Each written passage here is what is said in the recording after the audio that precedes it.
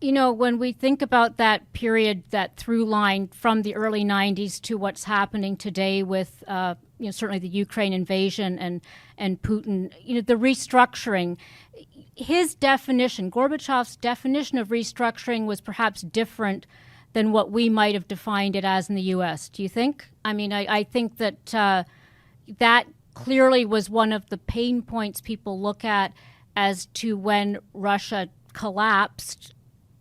He's blamed for it in many ways. Well, in terms of restructuring, the question is, how do you restructure an economy whose plant and equipment is outdated, that has a bureaucracy dedicated to defending their PowerPoints, their fiefdoms? How do you do it? And unfortunately, the advice that Gorbachev and most importantly, Boris Yeltsin, who succeeded Gorbachev in 1991 as the leader of Russia, really didn't know how to do it. How do you make possible the rise of an entrepreneurial class? What they should have done was what the Baltic states did. Lithuania, Latvia, Estonia had been part of the Soviet Union. They were conquered in 1939. They had been independent nations.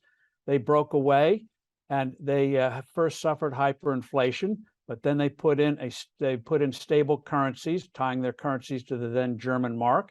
And they also enacted the flat tax, drastically reducing tax rates, removing obstacles to entrepreneurs. And those countries, after a rough start, prospered.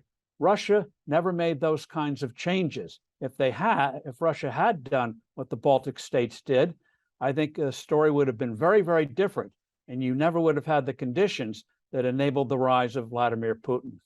Fewer oligarchs, more entrepreneurs. And that's a part of the problem. They knew they wanted to privatize a part of the economy, but at the same time, if you're going to privatize, you also want to create conditions where entrepreneurs can set up new companies. So if these state-owned behemoths, these giants that are utterly inefficient, couldn't cut it, couldn't make changes, you would have had plenty of others creating facilities, attracting foreign investment, and recreating an economy.